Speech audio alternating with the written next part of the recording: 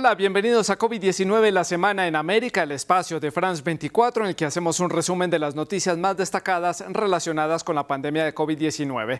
A continuación les presento algunos de los temas que vamos a tener hoy en el programa. Varios temas destacados esta semana en Estados Unidos. Hablaremos, por ejemplo, de los despidos masivos en el sector de la salud a raíz de la obligatoriedad de estar vacunado para poder continuar con sus labores, un pedido que hizo el presidente Joe Biden. También a propósito del presidente Biden, recibió su tercera dosis o dosis de refuerzo. También daremos un vistazo a las cifras en Estados Unidos, el número de casos y fallecidos y también cómo está el avance de la vacunación. También en su reporte semanal, la Organización Mundial de la Salud, la OMS, indicó que hay un destacado descenso en el número de casos positivos de COVID-19 y una de las regiones donde más han bajado los números es en América. Lo mismo sucede con la cifra de fallecidos. Han disminuido con respecto a la semana pasada, excepto en África y en Europa. Aún así, las cifras son alentadoras, aunque todo puede cambiar con la llegada del invierno boreal en Norteamérica y en Europa. Y en nuestra habitual consulta con el doctor Carlos Eduardo Pérez, tenemos una agenda con muchos puntos para conversar. Conversaremos, por ejemplo, sobre una posible nueva combinación de vacunas. También hablaremos de una serie de medicamentos en píldora, elaborado por diferentes farmacéuticas como Merck y Pfizer, que sirve para combatir el COVID-19. Al parecer tiene un alto porcentaje para evitar la muerte de los pacientes que ya están contagiados con el coronavirus. Pues vamos a comenzar el programa y lo hacemos con números globales, con datos alentadores. El número de casos de muertes y contagios de COVID-19 continuó en descenso a lo largo de esta semana. Así lo indicó el informe semanal de la Organización Mundial de la Salud, la OMS. Veamos entonces los detalles de este reporte. Esta semana fueron contabilizados 10% menos casos de contagio a nivel global, para un total de 3.3 millones de casos en todo el planeta. También fueron reportados 15% menos fallecidos esta semana. Fueron contabilizados 55.000 fallecidos, que igual sigue siendo una cifra alta, pero bueno, con respecto a la cifra de la semana pasada es un poco menor. En Europa y en África la cifra no ha mejorado y se mantienen similares a los de la semana pasada. Las regiones con los mayores descensos de casos y fallecidos son el Medio Oriente, Pacífico Occidental y nuestro continente, América. Sigamos hablando de las cifras, hablemos entonces del avance que ha tenido la pandemia para esta semana en el continente americano. Vamos a ver la actualización del número de casos y de fallecidos en algunos países. Vamos a comenzar en el extremo norte, en Canadá. Allí terminan la semana con más de 1.6 millones de casos confirmados y más de 27.900 personas ya han fallecido por el COVID-19. En México la cifra ya supera los 3.6 millones de casos confirmados. 277.500 personas, un poco más de esta cifra, ya han fallecido hasta el momento. Vámonos para América del Sur. Ecuador ya superó las 509.000 personas con casos positivos. Las víctimas se cuentan ya por encima de los 32.700. Más al sur, en Chile, hay más de 1.6 millones de casos confirmados. Los fallecidos superan 37.400. Y Bolivia esta semana superó los 500.000 casos. Allí los fallecidos también superan los 18.700. Vamos entonces a Estados Unidos, en donde hubo varios temas, varios anuncios importantes a lo largo de esta semana. El tema de la obligatoriedad de la vacuna está generando divisiones en la sociedad estadounidense, mientras que avanza la inoculación de la tercera dosis también en un sector de la sociedad. Vamos entonces a la ciudad de Nueva York. Allí se encuentra Mamen Sala para darnos más detalles. Hola Mamen, gracias por acompañarnos hoy en el programa. Y comenzamos hablando primero del presidente Joe Biden, que recibió la tercera dosis de su vacuna. Sí, el presidente estadounidense Joe Biden ha recibido esta semana la tercera dosis de la vacuna de Pfizer, justo 6 meses después de haber recibido la segunda dosis. ¿Y por qué lo hace? Pues porque está dentro de ese reducido grupo de población en los que se ha aprobado una tercera dosis de refuerzo. Estos son las personas mayores de 65 años. Recordemos que Joe Biden tiene 78. Las personas con enfermedades como diabetes o la obesidad, o aquellos trabajadores que son más susceptibles, que están más cerca de poder contagiarse, como son por ejemplo los profesores y los sanitarios. El presidente Joe Biden quería que toda la población elegible recibiera esa tercera dosis de refuerzo para luchar de manera más fuerte contra la variante Delta, que se extiende rápido y es mucho más contagiosa, pero las autoridades sanitarias no lo han aprobado más que en este reducido grupo de la población. De momento solamente se aprueba esta tercera dosis en la vacuna de Pfizer, no se ha hecho aún en la de Moderna, que es por ejemplo la que se administró la vicepresidenta Kamala Harris, o en la de Johnson & Johnson. Hay que decir también que la Organización Mundial de la Salud está en contra de esta tercera dosis porque dice que hay muchos países subdesarrollados que ni siquiera tienen vacunas para toda la población y que antes habría que terminar de vacunar a toda la población posible. El presidente Joe Biden se defiende de estas críticas asegurando que Estados Unidos ha sido uno de los países que más vacunas ha donado a estos países del tercer mundo, a estos países subdesarrollados. Sin ir más lejos, en el 2022 donará 1.100 millones de vacunas. Mamen, hay una controversia en Estados Unidos por los despidos masivos de personas que trabajan en el sector salud que no han querido vacunarse. El gobierno federal les ha exigido que tienen que estar completamente vacunados para poder seguir ejerciendo su labor. ¿Qué es lo que sucede allí? Sí, acabar con la pandemia pasa por conseguir la inmunización de más de un 70% de la población y eso implica vacunar a toda la gente que sea posible. Por eso en algunos estados hemos empezado a ver esta semana ya despidos de personal sanitario que se niega a vacunarse. Por ejemplo, en Carolina del Norte hay 180 trabajadores sanitarios despedidos y se ha suspendido a 375 más por negarse a ponerse la vacuna. En Texas ha ocurrido algo parecido, son ya 150 empleados a los que se ha despedido. Dicen que no quieren ponerse la vacuna porque no todas están aceptadas totalmente, algunas solamente para uso de emergencia, y además dicen que es ilegal que les obliguen a inocularse una vacuna. Aquí en el estado de Nueva York hemos de decir que la mayoría de los sanitarios han aceptado vacunarse, al menos un 90% de los trabajadores de los hospitales tienen ya al menos una dosis de la vacuna puesta, de esos 11 hospitales que hay aquí, por ejemplo, en la ciudad de Nueva York, pero todavía quedan cerca de 5.000 trabajadores que se niegan a hacerlo y esta misma semana podrían perder sus puestos de trabajo. Lo que está haciendo la ciudad y el estado de Nueva York para contrarrestar esa falta de trabajadores que pueda haber a raíz de despedir porque se nieguen a vacunarse es llamar a aquellas personas, a aquellos doctores, a aquellos trabajadores sanitarios que se han jubilado ya, para que en caso de que sea necesario puedan venir a ayudar a los hospitales en caso de que vuelva a haber otro repunte o sea necesaria su ayuda en estos hospitales. Seguiremos oyendo de estos despidos a lo largo de las próximas semanas, sin duda alguna. Mamen, pasemos ahora a las cifras. ¿Cómo avanza la vacunación? ¿Cómo avanzan los contagios, los fallecidos allí en Estados Unidos? Sí, por un lado tenemos los datos en la población más infantil, que desgraciadamente están aumentando los contagios, sobre todo teniendo en cuenta que acaban de regresar a las aulas, pero en lo que se refiere a los adultos hemos de decir que los datos son cada vez más alentadores. En las próximas 4 semanas descenderá el número de fallecidos por COVID-19 y también tendremos la tercera semana consecutiva con menos hospitalizaciones desde hace bastantes meses. Estos son los pronósticos que han hecho de manera conjunta los Centros para el Control y Prevención de Enfermedades del país. Ahora mismo en Estados Unidos hay una media de 2.000 fallecidos diarios por COVID-19 y cerca de 114.000 personas se continúan infectando cada día. Unos datos que cada vez van a mejor, pero como veis todavía son importantes y hay que hacerle frente. Sobre todo ahora lo que preocupa también a las autoridades sanitarias es que se acercan las celebraciones de Halloween y las celebraciones del Día de Acción de Gracias, que como sabéis aquí muchas familias se reúnen para celebrar este día y eso preocupa a los expertos que se pueda convertir en eventos propagadores del virus, porque no debemos olvidar que en este país todavía quedan 70 millones de adultos elegibles para recibir esa vacuna que no han querido vacunarse. Esto es todavía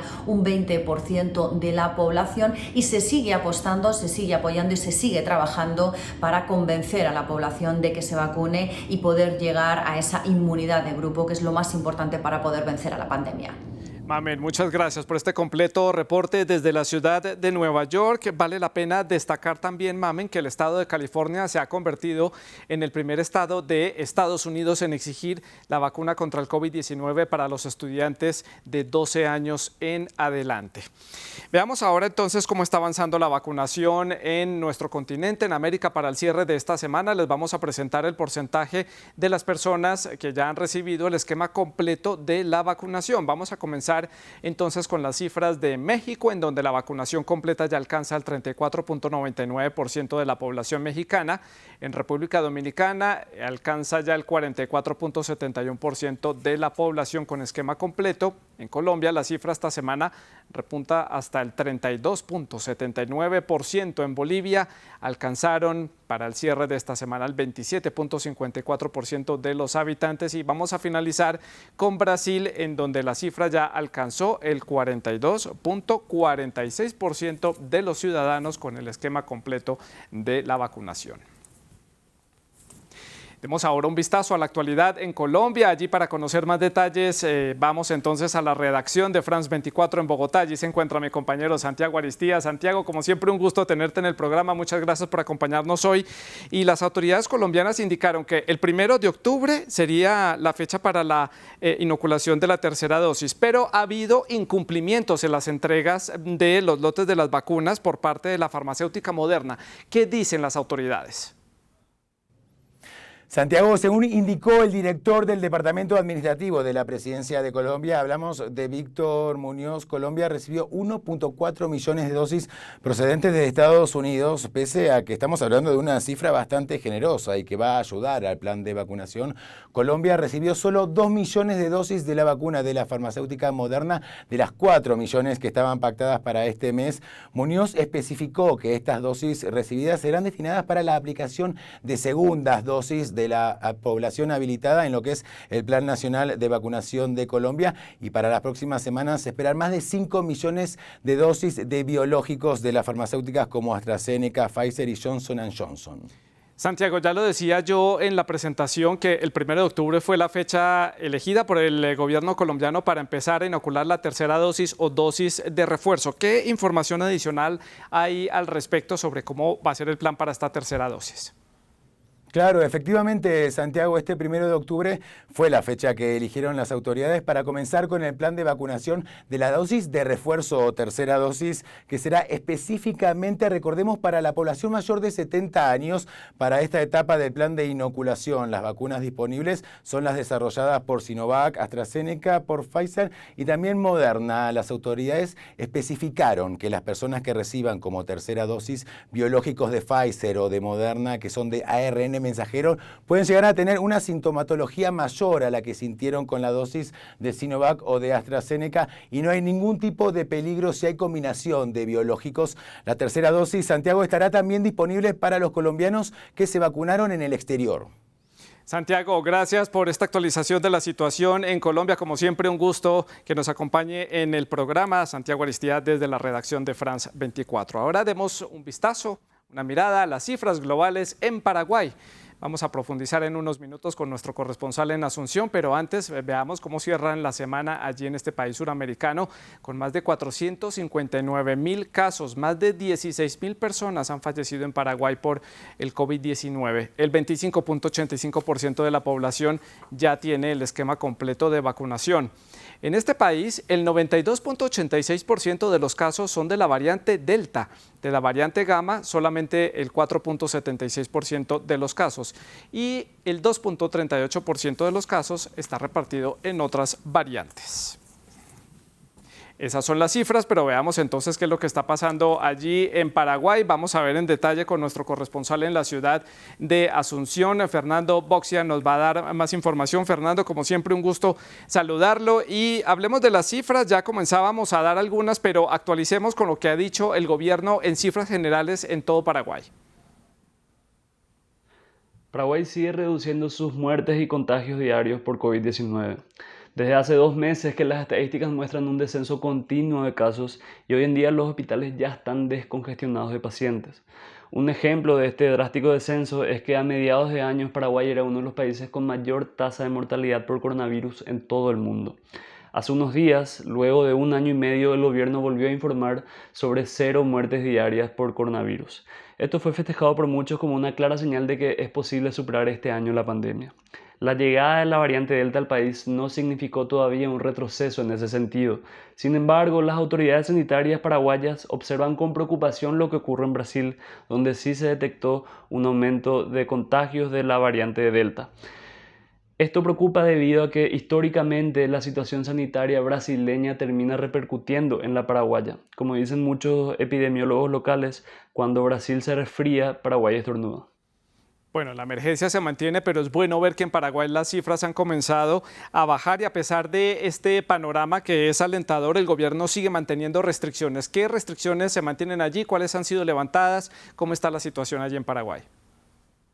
Las restricciones que apuntan a frenar el contagio de la enfermedad fueron disminuyendo en los últimos meses y actualmente están permitidas las clases presenciales en todos los niveles de escolaridad, así como actividades grupales de índole deportiva o cultural bajo ciertos parámetros. No obstante, el gobierno mantiene por decreto ciertas exigencias como el uso obligatorio de mascarillas, la prohibición de aglomerarse en discotecas y otros eventos y la imposibilidad de circular en cualquier calle del país entre las 2 y las 5 de la madrugada.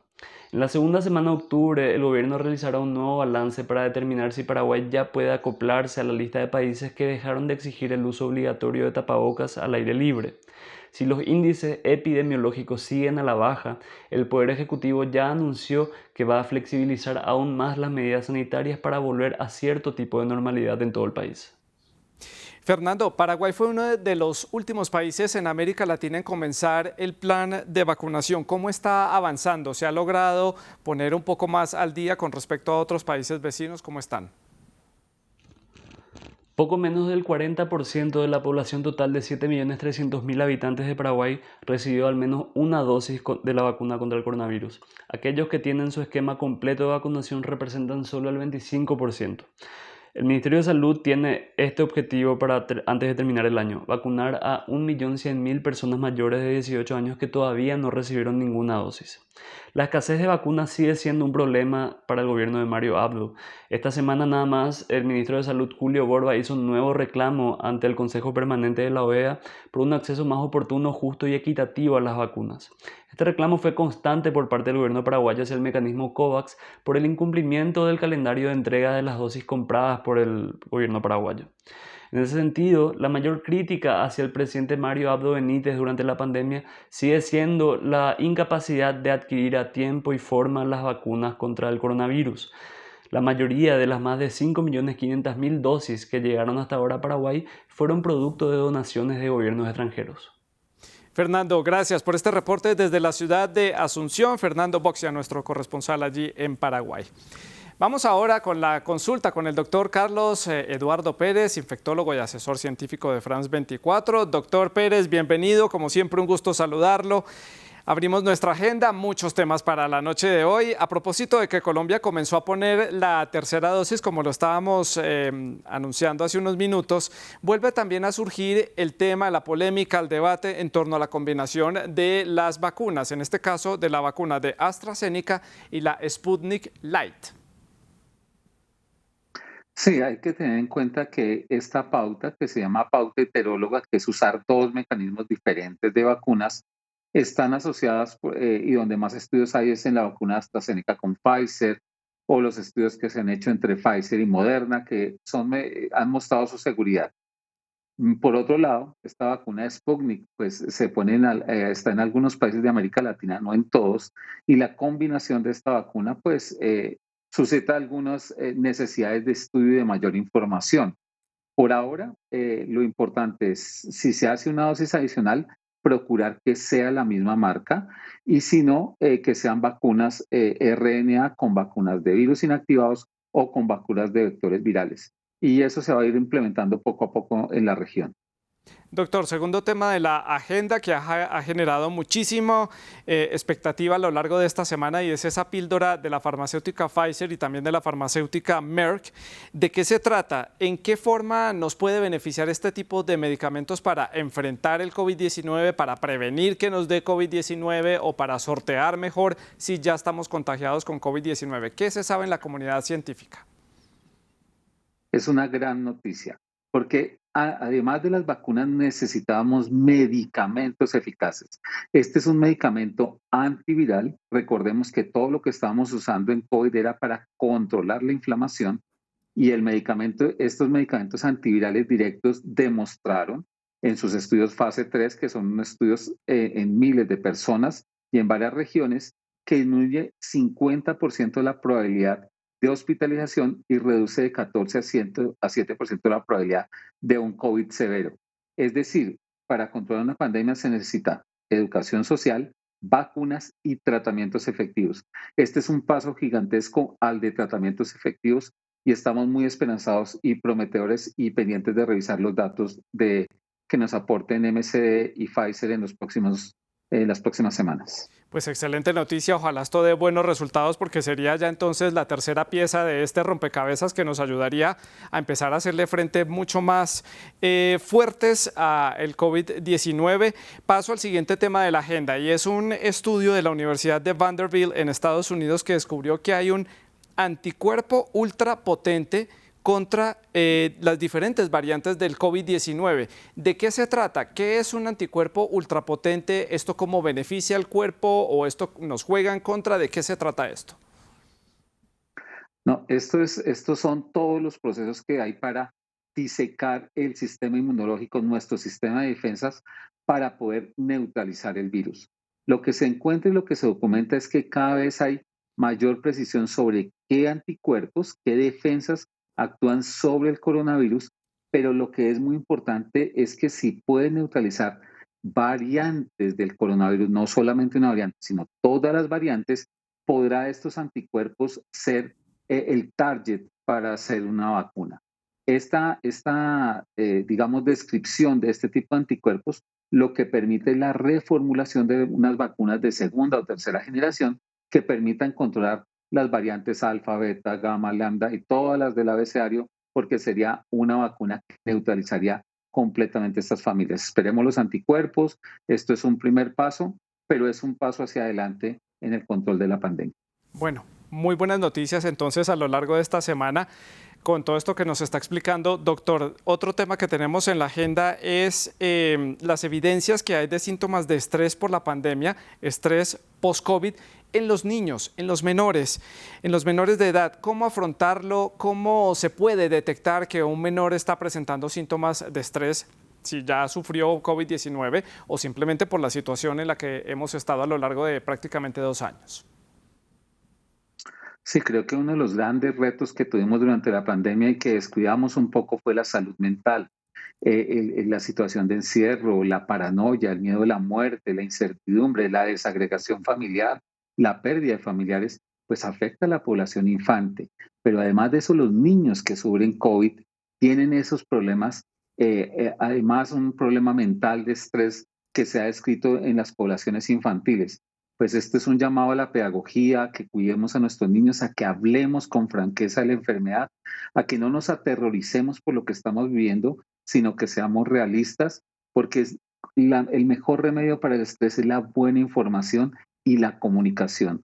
Aquí es donde padres, escuelas, colegios, profesores y comunidad debemos rodear a los niños y no llenarlos de malas noticias, sino de esperanza.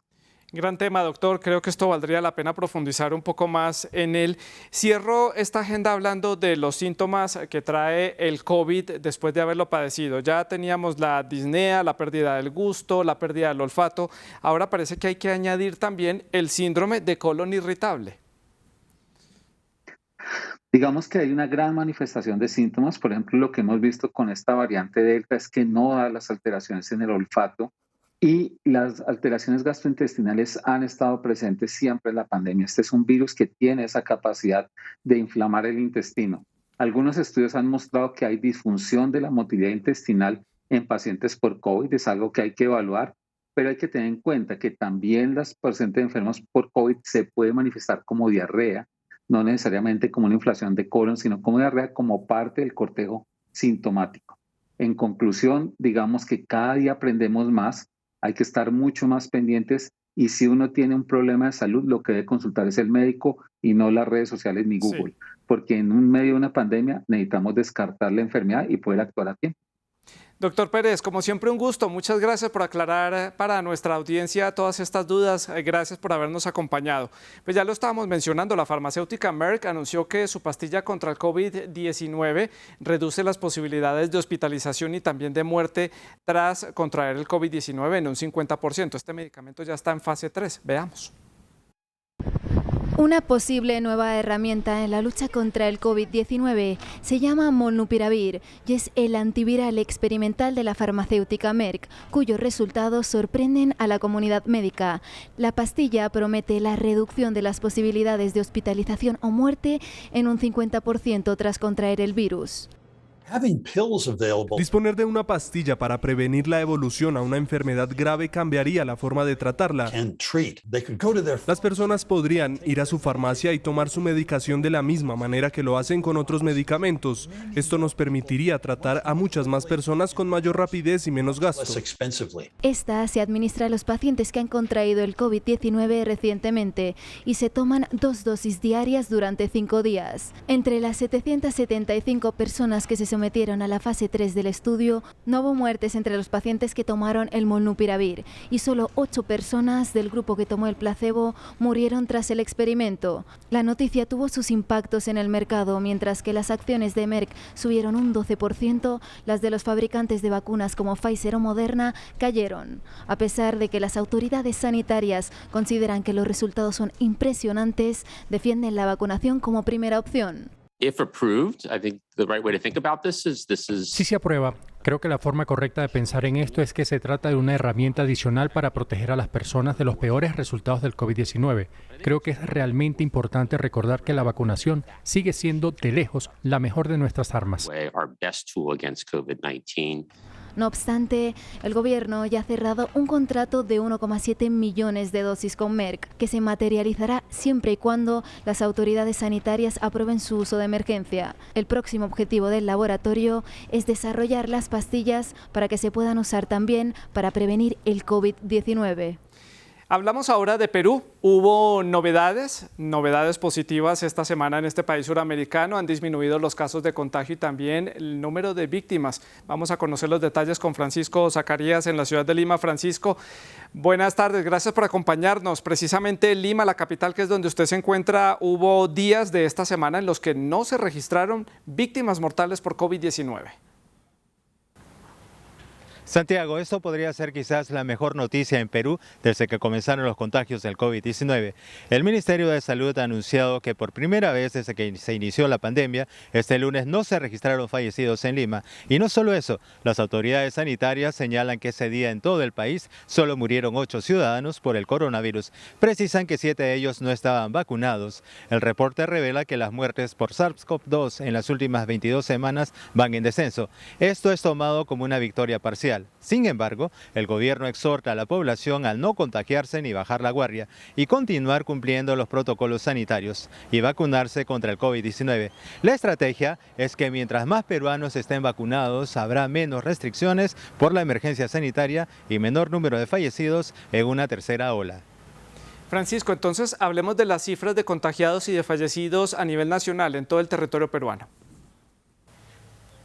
El último reporte del Ministerio de Salud de este país revela 516 contagios y 17 fallecidos durante las últimas 24 horas, mientras que en el registro acumulado existen más de 2.176.000 casos confirmados y más de 199.300 fallecidos por COVID-19. En cuanto a los hospitalizados, se contabilizan más de 3.800 pacientes internados, de los cuales más de 1.000 se encuentran en unidad de cuidados intensivos con ventilación mecánica. Y hablando de los que vencieron el virus, más de 2.152.000 personas cumplieron su periodo de aislamiento domiciliario o fueron dados de alta.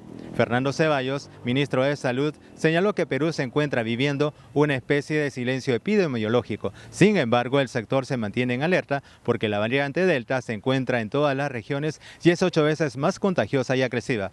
Por su parte, el Instituto Nacional de Salud ha detectado la presencia de la mutación Delta Plus, que se dice es muy infecciosa y disminuye la capacidad de la defensa de las vacunas.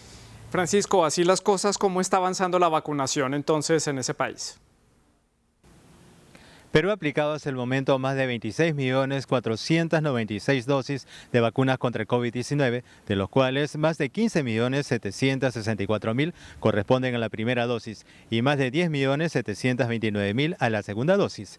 Las autoridades afirman que existe un avance del 38% de la población objetivo. Se está desplegando brigadas en todo el país para llevar el fármaco a la población que habita en los Andes, la selva y desiertos extensos. En paralelo, se ha autorizado la transferencia de más de 173 millones de dólares para la adquisición de vacunas contra el COVID-19. El Ministerio de Salud anunció la llegada de más de 12 millones de dosis durante el mes de octubre, con lotes de Pfizer y Sinopharm. Mientras, el gobierno cierra nuevos acuerdos con los laboratorios Moderna y Pfizer para la compra de 55 millones de dosis de vacunas contra el SARS-CoV-2 durante el año 2022. Francisco, gracias por este reporte desde la ciudad de Lima, la capital de Perú. Y les cuento brevemente otras noticias destacadas a lo largo de esta semana. La farmacéutica Sanofi desiste desarrollar su vacuna de ARN mensajero similar a la de Pfizer. La compañía indicó que usará esa plataforma para otros desarrollos. Sanofi también afirmó que seguirá con el desarrollo de su vacuna basada en una proteína recombinante.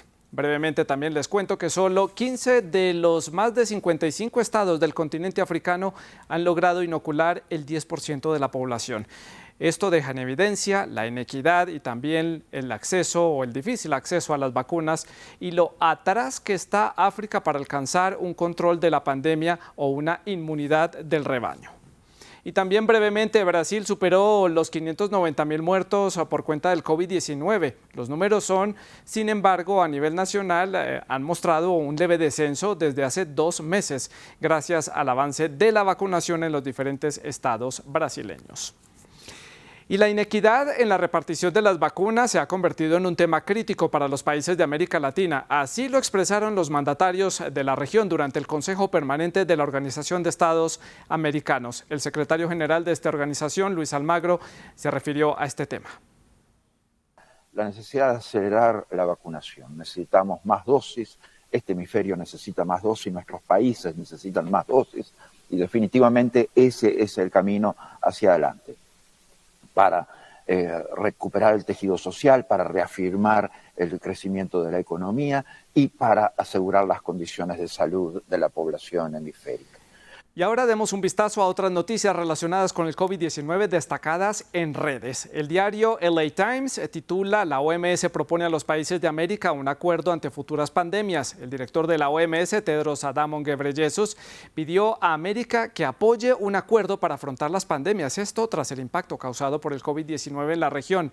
En el marco de un mecanismo común, habría una garantía de seguridad sanitaria en la región y en el mundo. Así lo afirmó el director general. Y miren esta publicación de France24.com, elaborada por nuestra compañera Mar Romero, editora de salud del programa Directo América. Titula «COVID largo, el 37% de las personas contagiadas mantienen algún síntoma meses después de padecer esta enfermedad». Los hemos mencionado acá. Los síntomas van desde ansiedad, depresión, dolor de pecho, fatiga, entre otros. Así lo indica un estudio que fue presentado por la Universidad de Oxford en el Reino Unido. Aquí los hemos mencionado y la lista sigue aumentando con el paso de las semanas a medida que avanzan las investigaciones en torno a esta enfermedad. Es todo por el momento aquí en COVID-19 la semana en América. Nos encontramos en 8 días. Sigan cuidándose, sigan usando el tapabocas, sigan lavándose las manos. En nombre de todo el equipo de France 24, de la productora Laura Garzón, los dejamos por acá y nos vemos en la programación de France 24. Hasta entonces.